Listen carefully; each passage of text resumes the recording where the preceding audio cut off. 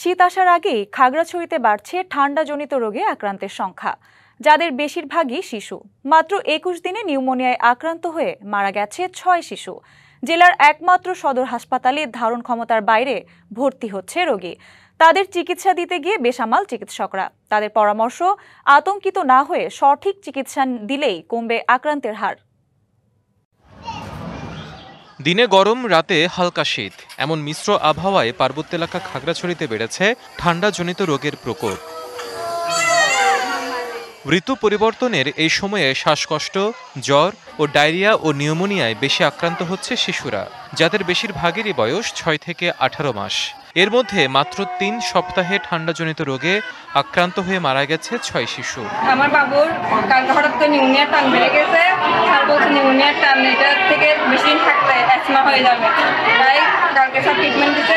আমার বাচ্চাটা ৩ দিন ধরে অসুস্থ, তো ডাক্তারের কাছে আনছিলাম, তো উনি বলতেছে যে নিউমোনিয়ার দিকে যাচ্ছে। আমরা যত তাড়াতাড়ি পারি এখানে আসছি। এখানে আসার পর চিকিৎসা করালাম, চিকিৎসার পর আল্ট্রাসাউন্ড করালাম, আল্ট্রাসাউন্ডেও নিউমোনিয়া ধরা খাইছে। সিটের জন্য দৌড়াদৌড়ি করতেছি। ইউনিভার্সাল কার্ডিয়াক হসপিটাল, আপনার হৃদয়ের আরো কাছে। এক সিটে 2 জন করে দিতেছে, তারপর সংকুলন হইতেছে না। চিকিৎসকরা জানান, সদর হাসপাতালের শিশু ওয়ার্ডে ধারণ ক্ষমতার 3 গুণ বেশি রোগী ভর্তি। এতে চিকিৎসা দিতে হিমশিম চিকিৎসক ও নার্সরা। বর্তমানে আমাদের 100 শয্যা, তার বিপরীতে আমাদের শিশু শয্যা আছে 15টি। বর্তমানে এখন হাসপাতালে শিশু রোগীর সংখ্যা 57 জন, তার মানে 3 গুণেরও বেশি, প্রায় 4 গুণ। তো এত রোগীর চাপ সামাল দিতে আমাদের একটু হিমশিম খেতে যদিও হচ্ছে, তারপর আমরা চিকিৎসা সেবাটা চালিয়ে যাচ্ছি।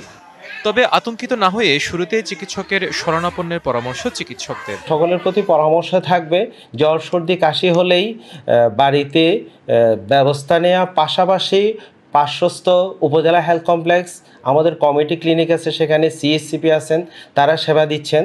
তাদের সাথে পরামর্শ করে এই যে নিউমোনিয়া সহ বিভিন্ন রোগে আক্রান্ত হওয়ার আশঙ্কা কম থাকে।